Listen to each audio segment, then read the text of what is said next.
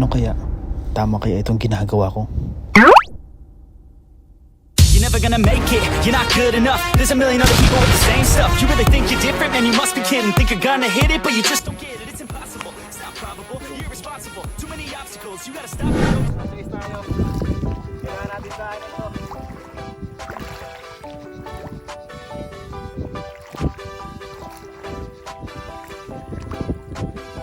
Walang iba laging nandito. Ian Ramirez ang inyong paborito. Hatid niya ay saya, mabuti sa kapwa. Kalingap nyo, Ian Ramirez, ipagtatanggol. Sana po paayos po yung bahay.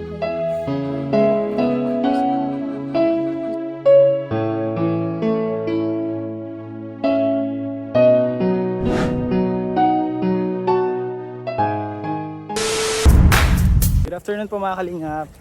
Welcome back to my channel. So ngayon po kasama natin ngayon si Kimberly. So pati po yung kapatid niya. So nilapit po siya sa akin ng tito ko.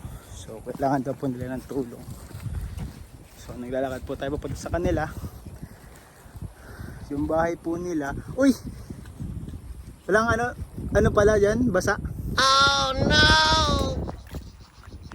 Ayan guys, no choice tayo. Kailangan natin daanan to.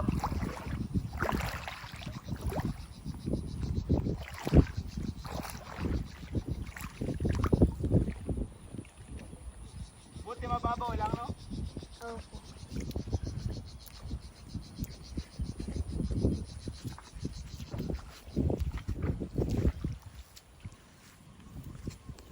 Ayun, patayain ko pa to.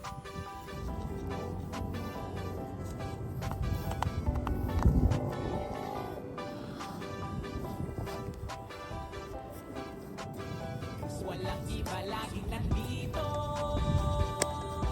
Ian Ramirez ang inyong paborito. Hatid niya ay saya, mabuti sa kapwa. Kalingap nyo, Ian Ramirez, ipagtatanggol kahit na sino. Walang iba laging nandito.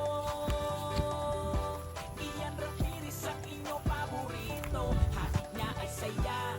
May mga bahay pala dito, ano? Kalingap nyo, Ian Ramirez, ipagtatanggol kahit na sino. Lagi yung makakasama. Bali yung tinitindigan dyan ng bahay nyo, hindi nyo yan lupa. Ian Ramirez laging nandito, maghahatid palagi ng saya. Mabuting kaibigan, mapagmahal sa asawa. Kahit saan makarating, laging nakaalala. Para sa walang iba laging nandito. Ian Ramirez ang inyong paborito. Hatid niya ay saya, mabuti sa kapwa. Kalingap nyo, Baka matalon kita eh. Ramirez, ipagtatanggol kahit na sino. Walang iba laging nandito. Grabe pa mga kalingap. Kailangan pala ito ng skills.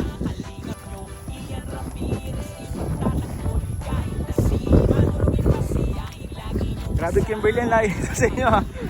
Akala ko malapit lang. Para ako nag-exercise.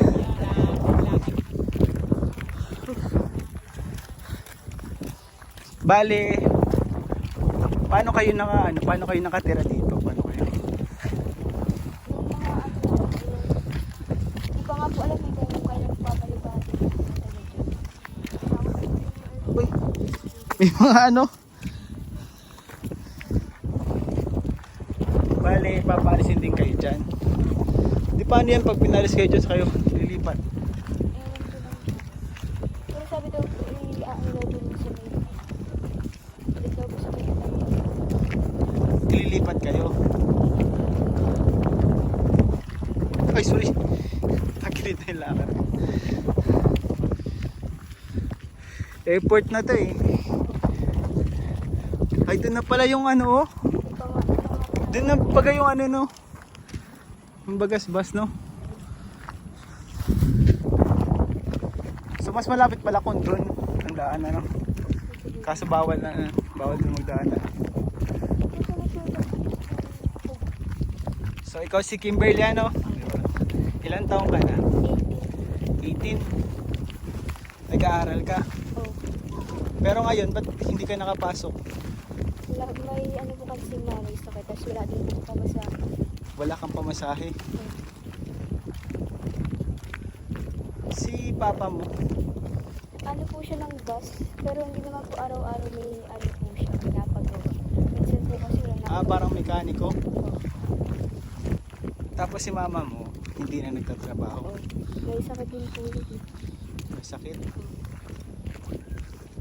Sa lamig po. Sa lamig. Pero paano yan? Ano, ngayon wala kang pamasahe. E di affected yung ano mo. Pagpasok mo di ano yan, baka kunyari baka di ka maipasa kasi lagi kang absent. Anong year mo na ba? Ano po, grade 12 na po. Di pa college ka na. Opo. Malapit na, sayang tapusin mo. Na ano nga po ako minsan natulong ko yung mga kaklase ko na nabigay ko pamasahe. Ay, Yung mga kaibigan ko yung kaklase ko. grabe na ito. Dito po sila. Malayo-layo na po yung nilakad namin, ilang minuto na. May lawa pala dito. Ang bahay nyo doon pa sa dulo? Diyan na lang po sa Papa Bali. Nandulungan na po yan. Ay tayo, lipat po. Nakakangalay. Kimberly, ilan nga kayong magkakapatid? Dito po. 7. Oh. Tapos sabi mo yung 3, may asawa na yung 3 panganay. Ikaw yung pang-4. Bali yung 4 na ano, wala pang asawa, nag-aaral naman. Opo. Sunod po yung sa akin. Ang nag-aano lang sa inyo, tatrabaho si papa mo. Oh. Yun lang yung bumubuhay sa inyo.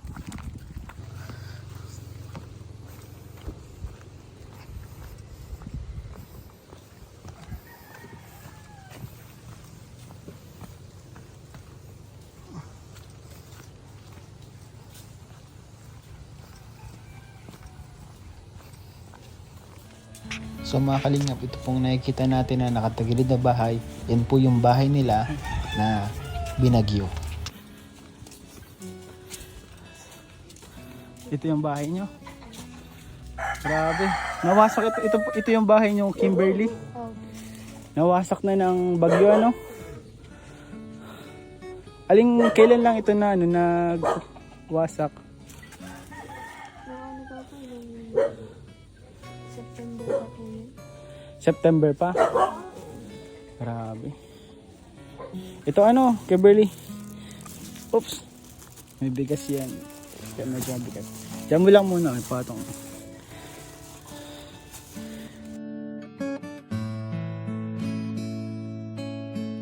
Ano ito, dahil to sa bagyo o ano lang, malakas na ulan? Malakas na po. Kasi dahil po sa bagyo din. Bagyo din.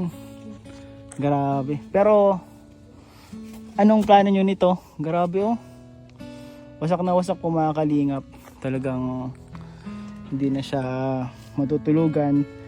Kaya ngayon, ang nangyari, nakikitulog na lang kayo. Opo. Grabe, delikado ito. Tingnan po natin yung loob. Isang pagkakamali ko lang, iguguan na talaga ito. Ayan po mga kalingap, na-damage na po talaga siya ng bagyo. Ay, grabe, talagang humapay. Ayan si Kimberly. So, ito si Kimberly.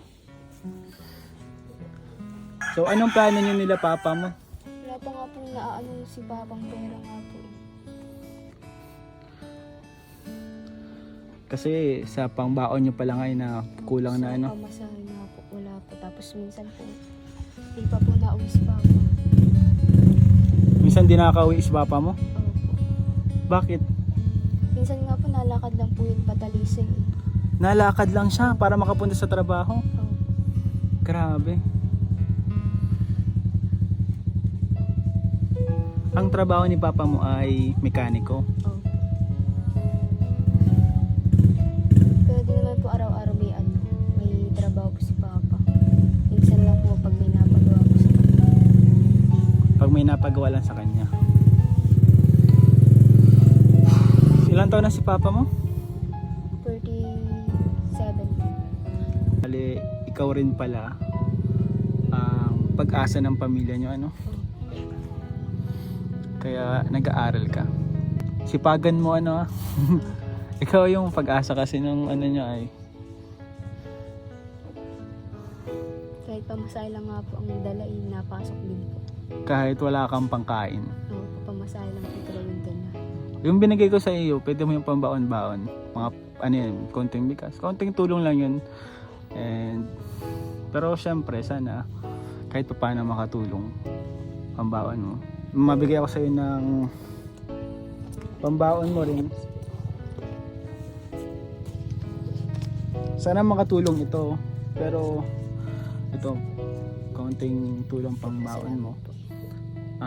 Para makapasok ka. Kasi mahalaga yung edukasyon. Oo. Ikaw sa tingin mo paano kayo makakaon sa hirap?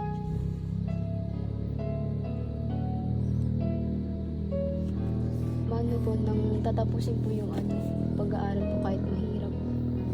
Pero paano nga kung ganyan, kahit pamasahe wala ka na? Naghahanap nga po ako ng mapapasok ko na trabaho kahit half day lang po. Half day lang. Kaso Pero hindi ka pwedeng overnight, ano? Oo, kasi mahirap nga po kasi ang hanap sa dait mga po mga full day po. Mga full time kasi kadalasan ngayon ang hinahanap. No, mahirap talaga yung sitwasyon mo. Wala nga din pong kuryente. Walang kuryente. Nag-charge lang po ng cellphone.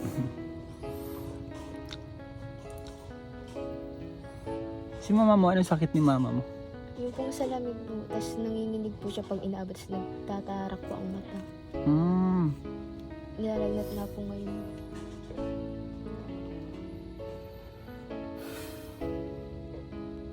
Talaga pong mga kalingap, hindi na ito matutulogan. Hindi na po kaya. Buti, pinapatuloy kayo ni latita mo.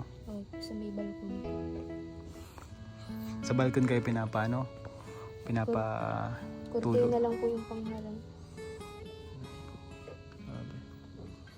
So yan po mga kalingap, si Kimberly po,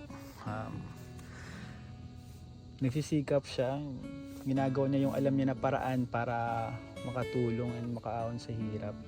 And ayun nga po, sobrang hirap ng buhay, hindi mo rin alam talaga kung paano, pero nag-iisip ka araw-araw kung paano gagawin mo. Ano yung mga naisip mo nang gawin? Iisip ko nga pong magtigil na lang po. Nagtrabaho sa Manila.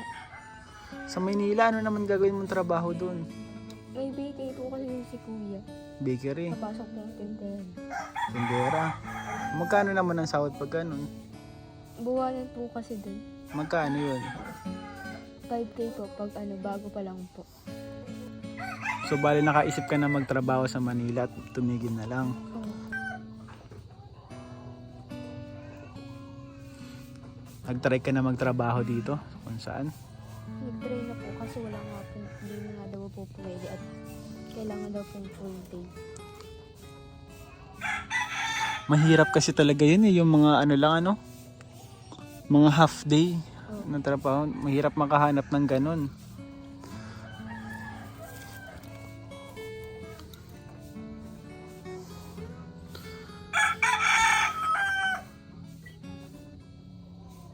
Di bale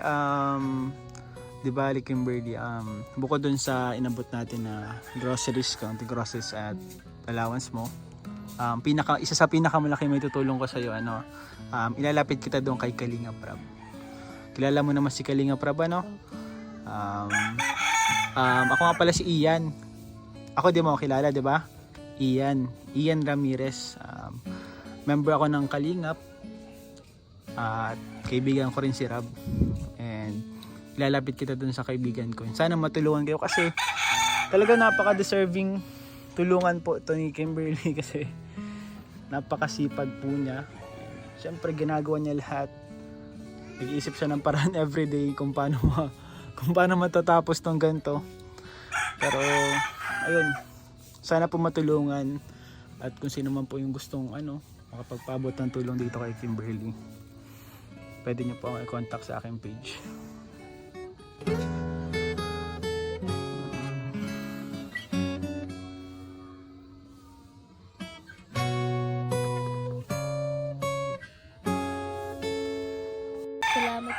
Salamat po ako sa mga naitulong niyo po kahit kaunting bagay po, napakalaking tulong na po ito sa amin. Sana po matulungan niyo po mapaayos po yung bahay. Dahil hirap na po si Papa kakahanap kung saan po kukuha ng perang pampaayos po ng bahay. Tapos, minsan po hindi na po nakakapasok. Sana po matulungan niyo po kami. Iyan po. Maraming salamat.